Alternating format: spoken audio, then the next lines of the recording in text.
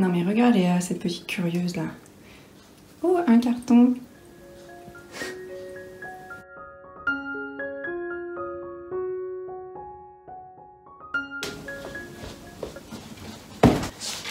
Salut. C'est pas une grande surprise, mais j'ai reçu le philodendron McDowell dont je parlais dans la vidéo précédente. Je vais le déballer avec vous. Alors je le fais maintenant, mais en vrai je suis un peu pressée parce que j'ai un rendez-vous dans une demi-heure je crois. Mais je voulais quand même la déballer avant de partir. Alors le colis est absolument gigantesque et alors je crois qu'il y a un système pour l'ouvrir, mais je sais pas lequel. Alors il y a écrit ouvrir ici. On voit les feuilles à travers. Je crois que j'ai compris comment on fait. Ok. Ah, c'est quand même une fenêtre.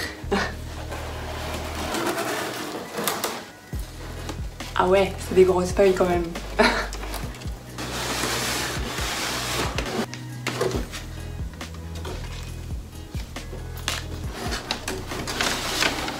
Alors il y a 3 grosses feuilles.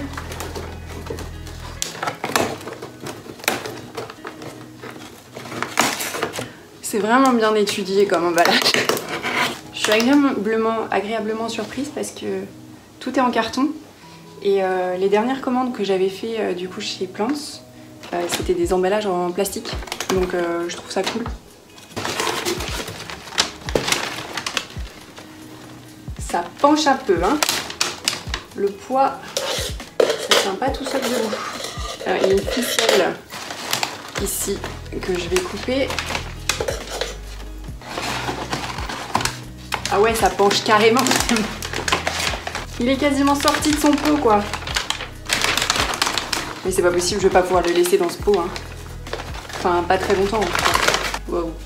Voilà à quoi il ressemble là tout de suite. Je pense qu'il est un peu triste d'avoir voyagé. Mais les feuilles sont incroyables. Juste pour vous montrer, voilà comment il penche. C'est-à-dire que il est pas très bien centré, quoi. Alors je vérifie qu'il n'y ait pas de bestiole qui traîne. Et après je pense que je vais directement le doucher. Parce qu'il y a de la terre qui est tombée sur les feuilles et tout ça. Et puis la terre... Hein, quoique c'est encore un peu humide. Je vous montre quand même les feuilles. Donc on a celle-ci.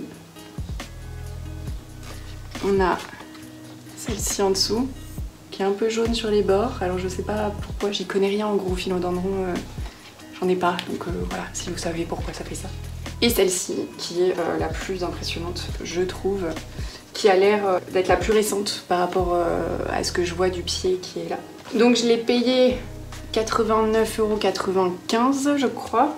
Il me semble que ça a quand même pas mal baissé parce que quand je voulais le prendre il y a quelques temps, c'était bien plus que ça, c'était plus dans les 150 il me semble. Donc voilà la bête. Alors si je le lâche par contre...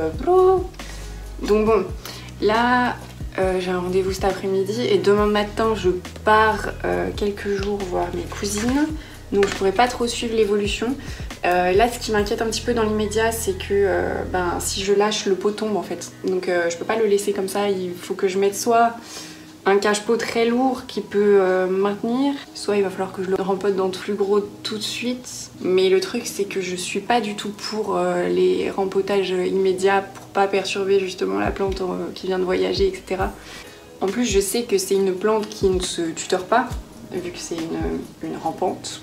Il me semble, hein, enfin vraiment je crois que c'est une rampante. Alors aussi, il y a une bonne nouvelle qui s'annonce, c'est que il y a une feuille en préparation là. J'espère que tout va bien se passer et qu'elle n'a pas pris trop cher pendant le voyage parce que parfois les feuilles qui se déroulent pendant que la plante voyage, elles se sont pris des chocs, etc. Donc elles se déroulent pas dans le meilleur état possible. J'espère que ça ira. Mais en tout cas, les feuilles sont vraiment très belles. Du coup, je vais l'emmener à la douche, je vais vous montrer ça. Et puis après, je vais essayer de me débrouiller pour l'installer quelque part et vous montrer ça aussi. Donc nous revoilà dans ma salle de bain. Pour le moment je l'ai calée contre la paroi de la douche pour pas qu'elle tombe.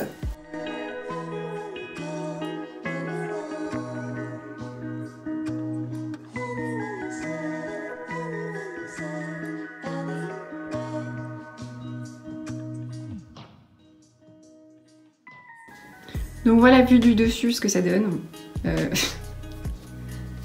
Voilà. Donc là j'ai pas le temps de m'en occuper pour trouver une solution tout de suite, mais je vous filmerai si je m'en occupe. et que je change ça, parce que je pense que même si elle se redresse, il va falloir quand même s'occuper de ça et la mettre dans un pot plus gros. Bon, alors au final, je vais rempoter tout de suite parce que le pot est vraiment trop petit. Ça sert à rien de la laisser comme ça, elle tient pas, ça fait balancer le pot sur le côté, ça sert à rien. Donc je vais la rempoter maintenant. J'ai 2 pots de plus grande taille qui pourraient convenir. Alors j'ai ces deux là. Je vais voir lequel irait le mieux. Peut-être celui-ci parce qu'il est moins profond. Alors je vais regarder. Ouais, même comme ça, ça dépasse encore quoi. Je pense qu'il faudrait une jardinière, mais j'en ai pas. Je pense que le diamètre est le même, c'est juste la profondeur qui change.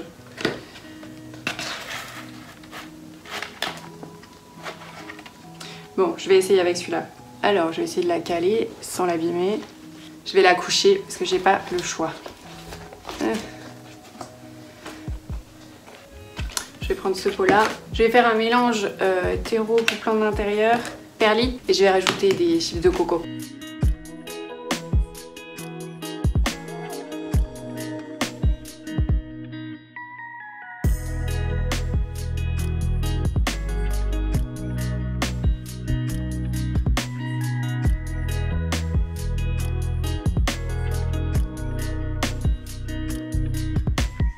Donc voilà ce que ça donne comme mélange. Et c'est parti pour dépoter la bestiole. Il y a déjà les racines qui dépassent bien du pot, donc je pense que c'est plus que nécessaire.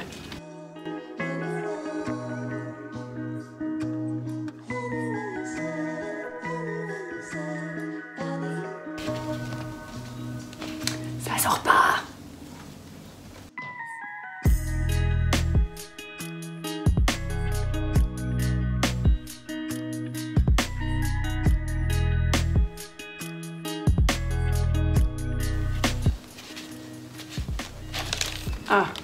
Ah oui, ah oui, effectivement, hein, ouh là là. Alors c'est des belles racines, hein, mais il y a du monde là-dedans.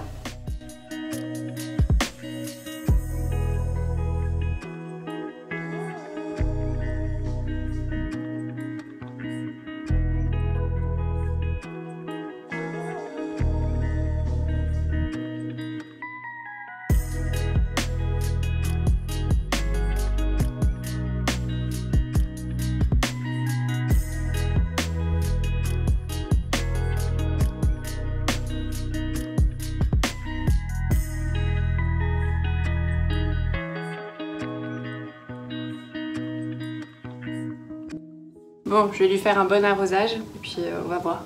Et voilà, c'est tout pour ça. J'espère que ça vous a plu de voir un petit peu ce déballage. Du coup, on se retrouvera bientôt dans une prochaine vidéo parce que Eline de la chaîne Plants Psy & Coffee m'a tagué pour le tag de Mademoiselle Bloom cette plante que. Donc je pense que c'est la prochaine vidéo que je tournerai quand je reviendrai de chez mes cousines du coup. Donc voilà, je vous dis à bientôt et puis je vous souhaite une bonne journée. Salut!